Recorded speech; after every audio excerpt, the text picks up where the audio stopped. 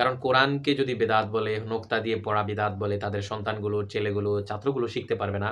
এবং বুখারী শরীফের ক্ষেত্রেও যদি কোনো আপত্তি করে, তখন তাদের মাদ্রাসায় যে খতম, তাদের নিজেদের যে ক্লাসগুলো, এগুলো বন্ধ হয়ে যাবে। একজন সাংবাদিক আমাকে প্রশ্নের এক পর্যায়ে বললেন, আমি যখন বললাম যে বুখারী শরীফ এটা ২০০ বছরের চেয়ে বেশি। নবী করিম সাল্লাল্লাহু আলাইহি সাল্লাম দুনিয়া থেকে চলে যাওয়ার, পর্দা করার ২০০ বছরের চেয়েও বেশি সময়ের পরে বুখারী শরীফ লিপিবদ্ধ হয়েছিল। এগুলো যদি প্রশ্ন করে কেউ, তাহলে তাদের অবশ্যই নিজেদের যেই দফতর, এটা অবশ্যই চলবে না। আসসালামু আলাইকুম ওয়া রাহমাতুল্লাহ। আসুন আমরা কোরআন এবং সুন্নাহ থেকে ঈদ ই মিলাদুন্নবী সাল্লাল্লাহু তাআলা আলাইহি ওয়াসাল্লাম স্পষ্ট কিছু দলিল দেখি।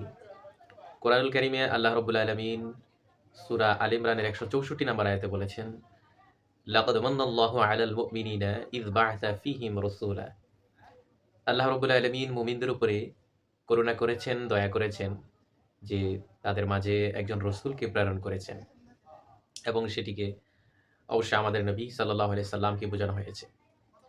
এবং এই যে করুণা, আল্লাহ তাআলার দয়া, এটা সম্পর্কে হাদিসে মুবারাকার মধ্যে কি আছে? দেখুন, মুসনাদে আহমদের হাদিসের মধ্যে এসেছে, আত-তাহাদ্দুসু নি'মাতিল্লাহি শুকরুন ওয়া তারকাহু কুফরুন। আল্লাহ তাআলার অনুগ্রহের আলোচনা করা এটা কৃতজ্ঞতা, আর এটাকে বর্জন করা এটা অকৃতজ্ঞতা। এবং মিলাদুন নবী সাল্লাল্লাহু আলাইহি সাল্লাম সম্পর্কে আল্লাহর হাবিবকে জিজ্ঞেস করা হলে, অর্থাৎ সোমবারের দিন আল্লাহর হাবিব কেন রোজা রাখতেন সে সম্পর্কে জিজ্ঞেস করা হলে আল্লাহর হাবিব উত্তরে বললেন, অর্থাৎ এদিন আমি দুনিয়ায় শুভাগমন করেছিলাম এবং এদিন আমার উপরে ওহী নাজিল হয়েছিল। মুসলিম শরীফে হাদিসখানা রয়েছে। তো এই দিন বলতে বোঝানো হচ্ছে সোমবারের দিন, অর্থাৎ তিনি হুজুর সাল্লাল্লাহু আলাইহি সাল্লাম সোমবারের দিন রোজা রাখতেন। এই সম্পর্কে জিজ্ঞেস করা হলে এই উত্তরটি তিনি দিয়েছেন। আল্লাহ সুবহানাহু ওয়া তাআলা অন্যত্র বলেন, কুল বিফাদলিল্লাহি ওয়া বিরহমাতিহি ফাবিযালিকা ফালইফরাহু হুয়া খায়রুম মিম্মা ইয়াজমাউন। আল্লাহ রাব্বুল আলামিন বলেন, হে হাবিব আপনি বলুন তারা যেন আল্লাহ তাআলার ফদল, রহমত পেয়ে তারা যাতে শুকরিয়া আদায় করে এবং সেটা তাদের জমানো কোনো কিছু জমিয়ে রাখা সম্পদের চাইতে অনেক উত্তম।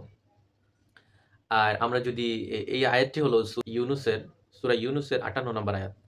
এবং আমরা এই ফদল, রহমতের শুকরিয়া আদায় যদি আমরা এটাকে অন্য কিছু মেইন করি, যে রহমত তো কোরআন হতে পারে, রহমত তো আল্লাহ তাআলার দেয়া এই জীবন হতে পারে, অথবা অন্যান্য কিছু আমরা যদি মেইন করি, কিন্তু এই মেইন যথেষ্ট না। কেননা রহমত দ্বারা আল্লাহ রাব্বুল আলামিন অন্যত্র সুস্পষ্টভাবে বুঝিয়ে দিয়েছেন রহমত কি। আসুন আমরা দেখি। আল্লাহ রাব্বুল আলামিন অন্যত্রে বলেন, ওয়ামা আরসালনাকা ইল্লা রাহমাতাল লিল আলামিন। যে হাবিব আপনাকে আমি গোটা জাহানের সৃষ্টিকুলের মাখলুক ১৮,০০০ মাখলুকাতের জন্য আমি আপনাকে রহমত হিসাবে প্রেরণ করেছি। এখানে দেখুন, শুধুমাত্র মানুষকে বোঝানো হয়নি, শুধুমাত্র কোনো অঞ্চলকে বোঝানো হয়নি। আলামিন ব্যবহার করে এখানে আ আলমকে বোঝানো হয়েছে। গোটা সৃষ্টি জগতের জন্য আল্লাহ রাব্বুল আলামিনের যত সৃষ্টি আসে সেগুলোর জন্য আল্লাহ তাআলা রহমত হিসাবে আমাদের রাসূলকে প্রেরণ করেছেন। সূরাতুল আম্বিয়া ১০৭ নম্বর আয়াত। অতএব এই দলিলগুলো প্রমাণ করে ঈদ মিলাদুন্নবী সাল্লাল্লাহু আলাইহি সাল্লাম এটা অকাট্যভাবে প্রমাণিত এবং এই এটা একটা মীমাংসিত বিষয়। দেখুন, আমাকে গত ৯ রবিউল আউয়াল ঢাকাতে যখন আমি ঈদ মিলাদুন্নবী সাল্লাল্লাহু আলাইহি সাল্লাম উদযাপনে ছিলাম এবং সাংবাদিকরা আ একজন সাংবাদিক আমাকে প্রশ্নের এক পর্যায়ে বললেন, আমি যখন বললাম যে বুখারী শরীফ এটা ২০০ বছরের চেয়ে বেশি। নবী করিম সাল্লাল্লাহু আলাইহি সাল্লাম দুনিয়া থেকে চলে যাওয়ার, পর্দা করার ২০০ বছরের চেয়েও বেশি সময়ের পরে বুখারী শরীফ লিপিবদ্ধ হয়েছিল এবং কোরআনুল কারীমের মধ্যে অক্ষরগুলোতে জের, জবর, হরকত যে এটা আছে, হরকতগুলা, নোক্তাগুলো সংযোজিত হয়েছিল। তো এগুলো নবী করিম সাল্লাল্লাহু আলাইহি সাল্লামের চলে যাওয়ার অনেক পরে হয়েছে। তো এগুলো বেদাত হয় না, তাহলে নবী করিম সাল্লাল্লাহু আলাইহি সাল্লামের ঈদ-এ মিলাদুন্নবী সাল্লাল্লাহু আলাইহি সাল্লাম এটি কেন বেদাত হবে? আ তখন একজন সাংবাদিক আমাকে প্রশ্ন করতেছিল যে, "এগুলো তো মীমাংসিত বিষয়।"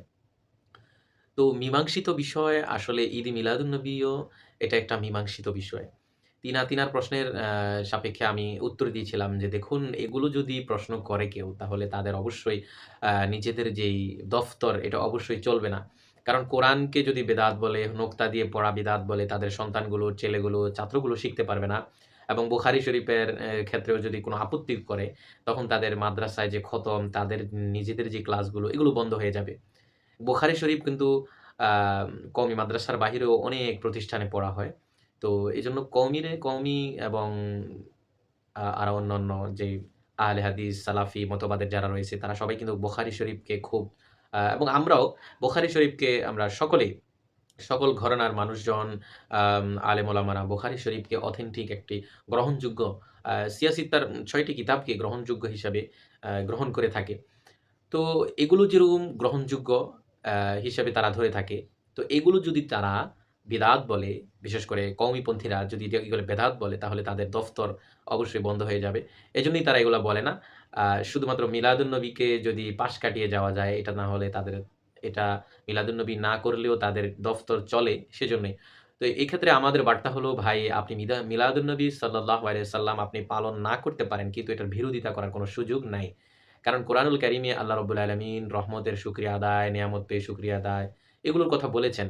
অতএব আসুন, আপনি যদি না পালন করেন, অন্তত বিরোধিতা যাতে আমরা না করে থাকি।